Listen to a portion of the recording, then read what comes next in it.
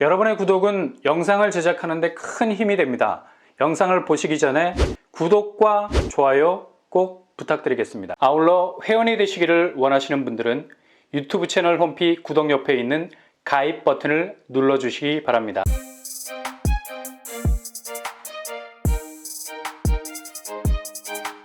안녕하세요. 뻔뻔한 복덕바입니다. 최근 중국 부동산 위기로 인해서 중국 화폐 위안화가 상당한 약세장으로 가고 있죠. 중국 입장에서는 후덜덜 자칫 가두리로 쳐놓은 외국 자본이 제갈길 갈 수 있는 자본 유출 구멍이 숭숭 뚫릴 수가 있거든. 올 들어 위안화 가치가 5% 정도 폭락을 했는데 긴장 모드 상당히 머리가 쭈뼛서게 될 겁니다. 결국 자국이 제일 쫄 수밖에 없는 건 그 나라에 대한 가치를 매기는 수단인 자본이 얼마나 머물러 있느냐인데, 일단 투자 가치가 없다 생각하면 가차없이 등을 돌리는 게 자본시장인데, 이렇게 해외 자본이 자꾸 빠져나가면 중국으로선 아무리 버티려 해도 출혈이 심하기 때문에 쇼크가 올 수밖에 없죠. 그냥 한 번에 훅 갈 수 있는 위기가 올 수 있는데, 문제는 이렇게 위안화 약세가 바로 우리나라 화폐 원화에 지대한 영향을 준다는 거죠. 바람이 불면 갈대는 누울 수밖에 없죠. 자동적으로 원화는 약세로 돌아설 수밖에 없는 운명인데, 이렇게 위안화까지 흔들려 버리니 가뜩이나 미국 기준금리와의 격차가 가슴을 졸이게 만드는 상황에서 환율은 더욱 그 입지가 좁아져 버린다는 거죠. 결국 자국의 통화 가치가 떨어진다는 것은 경제적인 펀더멘탈, 그러니까 기초 체력이 털린다는 건데, 지금 무역 수지 지표가 안 좋은 상황에서 통화로 이겨낼 수 있는 경쟁력이 상당히 떨어질 수밖에 없는 상황이죠. 이렇게 환율이 자극이 되면 당연히 한국은행도 그동안의 기준금리 동결을 깰 수밖에 없어서 인상으로 가닥을 잡아야 하는데, 당연히 부동산도 영향을 받을 수밖에 없어서 금리 부분에서 상당한 변화가 올 수 있다는 얘기죠. 그냥 나비의 날개짓 하나가 온 사방 주변을 태풍의 위기 속으로 몰고 갈 수 있는 방아쇠가 될 수 있다는 겁니다. 가장 금리 부분에서 직접적인 영향을 받고 카운트펀치에 휘청거릴 수 있는 상품이 바로 최근에 나온 반백년 주담대 50년 만기 장기 모기지죠. 지금 변동, 고정, 주담대 상단이 7%에 이를 정도로 눈에 불을 켜고 무섭게 뒤쫓아오고 있는데요. 50년 주담대가 출시 2달 만에 3조 원에 육박하니 당국에선 이걸 빨리 손을 봐야 할 상황. 그러니 막차 타자는 분위기가 급증. 너도 나도 일단 빌려. 빌런을 연상시킬 정도로 어마무시 대출을 땡겨오기 시작하는데요. 50년 주담대가 무서운 건 금리에 정말 취약하다는 점입니다. 금리가 조금만 들썩거려도 큰 액수를 빌릴 수 있는 장점은 사라지고 원금보다 훨씬 많은 파이의 이자를 감당해야 하는 위기가 오게 되겠죠. 그래서 금리 변동 부분에서 가장 벼랑 끝에 서 있는 주택담보대출이라 말할 수 있겠습니다. 그러니 이게 자칫 골로 갈 수 있는 선택지가 될 수 있으니 본인이 갚을 수 있는 능력을 잘 체크해 놓으셔야 한다는 얘기죠. 하반기 금리가 이렇게 불안하게 느껴질 수밖에 없는 건 저리의 정책금리라 불렸던 곳들이 속속 금리가 오르고 있기 때문입니다. 신혼희망타운 1.3%의 저리로 대출을 받을 수 있는 조건이었죠. 근데 0.3% 정도 금리가 오르게 됐습니다. 약간은 황당할 수가 있어요. 전혀 신의타 대출 금리가 오를 거라고 생각을 못했을 건데, 이렇게 0.3% 금리가 오르게 되면 4억 대출 시 2천만 원까지 늘어날 수 있고요. 신의타는 수익 공유까지 해야 하는 부분이 있기 때문에 타격이 아주 크다 할 수 있겠습니다. 상대적으로 뉴홈 대출 금리는 동결이 됐기 때문에 형평성 논란이 충분히 나올 수 있어요.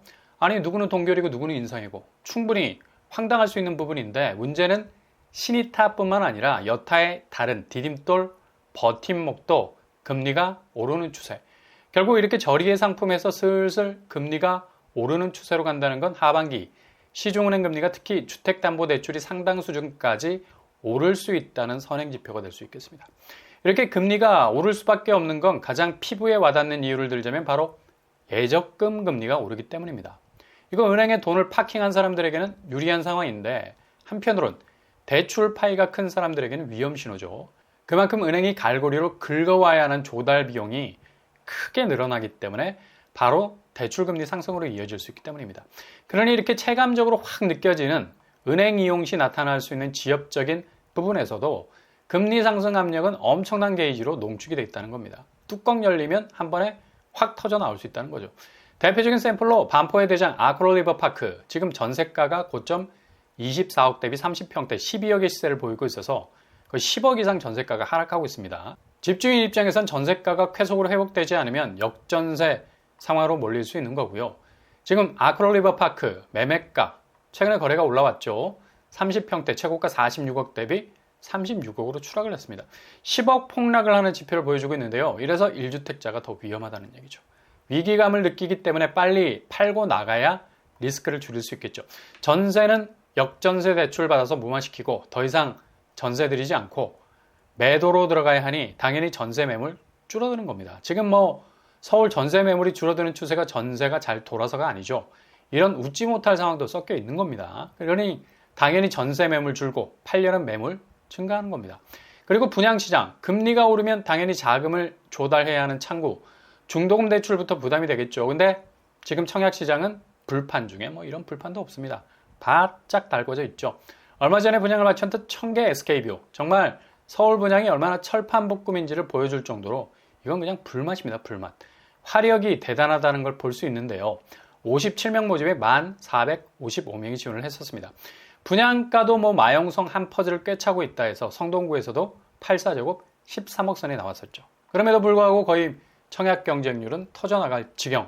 이렇게 분양가가 미친 듯이 오르는 상황에서도 그 값 주고 들어가겠다는 사람이 미어 터지고 있는데요.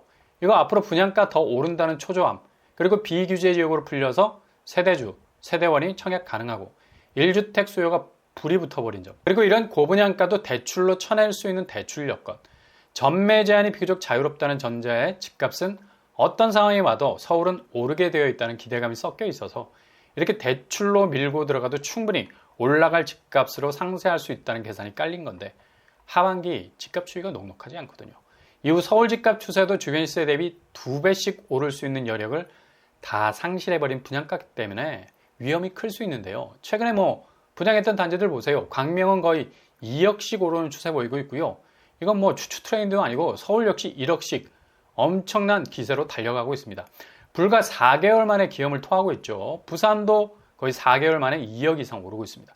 이렇게 분양가가 올라가도 청약 경쟁률은 천장을 뚫고 있죠. 당첨 가점 뜯어보면 최저 62점 그리고 최고 71점까지 나왔습니다. 묻지마 청약이 아니란 얘기죠. 단단히 통장으로 벼르고 별렀던 사람들이 지원을 한 건데 서울 분양은 당분간 이런 추세 지속이 될 것으로 보입니다. 동시에 지방도 만만치 않은 모습 보이고 있죠. 최근에 분양한 대전 둔산자이 아이파크 84제곱 거의 7억에 가까운데도 특공 접수 결과 9대1에 가까운 경쟁률을 찍었습니다. 비교적 대전에서 유리한 입지라는 평가 꼬리표를 달게 되니 집값 분명히 오를 거라는 각오하에 이렇게 뛰어드는 거죠. 그러나 하반기 금리 변동 파도가 몰려오게 되면 분양시장도 주춤할 수 있는 가능성 충분히 있겠지만 실거주 수요 외에도 1주택을 물고 있는 수요가 공격적으로 새집 매집을 하려는 의도가 강해요. 근데 막상 이분들도 집값 하락이 시작되면 가장 큰 위험에 노출되어 있다 해도 과언이 아니죠. 이미 1주택자들은 기존 대출을 물고 있고 지금 시세라는 줄타기를 자기 집으로 조율을 하고 있는데 이게 밥그릇이 엎어지게 되면 기존 집에 대한 경쟁력도 잃게 되고 새 집으로 환승할 만한 자금 여력이 훅 떨어질 수 있기 때문에 집값 하락세는 분양시장도 직격할 수 있는 가능성 충분히 있겠습니다. 이런 시기에 그렇다면 손 놓고 있어야 하느냐? 틈새 기회도 살필 필요가 있습니다. 다음 달에 이런 틈새 물량도 나와요. 10억 폭락해서 그만큼 싸게 잡을 수 있는 물량이 아니라 3년 전 분양가로 나오기 때문에 그만큼 싸게 들어갈 수 있는 건데 주변 시세가 워낙 급등을 하는 바람에 초기 분양가보다 주변 시세가 거의 10억 정도의 격차를 보이고 있죠. 여기도 지금 하락세 보이고 있습니다. 근데 최근 전국 최고 집값 반등 지역이라고 제일 많이 올랐다 하는데 이 기준점은 고점이 아니라 저점 기준이고요. 바로 과천에서 나오는 무순위 청약 다음 달에 나오게 됩니다. 국평 84제곱이 7억대 분양가이기 때문에 지금 과천같이 강남 접근성이 좋은 곳 무조건 14억 이상 분양가 쏘고 있죠. 근데 여기는 딱 반값 수준. 라비에노 2가구, 프루지오 오르투스 1가구, 르센토 대시양 2가구 나오게 됩니다. 이거 기회일 수 있죠. 고분양가 그냥 100% 떠안고 가지 않아도 될 틈새가 될 수 있고요. 주변시세가 고점 대비 하락세인데요. 과천 센트럴파크 프루지오 84제곱 고점 21억대 16억으로 내려와 있는 하락세. 근데 초기 분양가와 따져보면 거의 10억 가까이 벌어져 있죠. 레미안 슈루 고점 대비 여기도 하락세 30평대 14억 박스권. 웨이버필드 30평대 고점 대비 여기도 하락세 18억 선상에 머물러 있습니다. 그래도 어느 정도 시세 간격은 멀어 보이는 격차 나타내고 있네요. 무주택자에게는 기회가 될 수 있을 것 같습니다. 이후 집값 추세가 더 떨어져도 안전망이 걸려 있는 거고요. 이런 틈새 분양도 잘 지켜보셔야 되겠죠. 다음 달에 모집 공고를 내고 분양에 들어가게 되겠습니다. 이모저모 잘 체크해 놓으셔야 되겠습니다.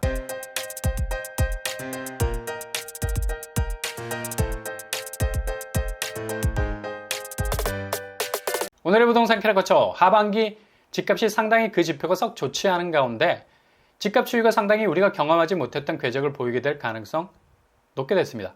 무리하지 마시고 차분하게 주시를 하고 계시고요. 간간히 나오는 틈새 기회도 잡을 수 있다면 주변 시세 대비 하락장을 어느 정도 방어할 수 있는 착한 분양가로 진입할 수 있는 기회도 있을 것 같습니다. 오늘도 응원합니다. 여러분의 길이 꽃길만 되실 수 있기를 바랍니다. 이상으로 뻔뻔한 복덕방을 마치겠습니다. 구독과 좋아요 부탁드립니다. 감사합니다.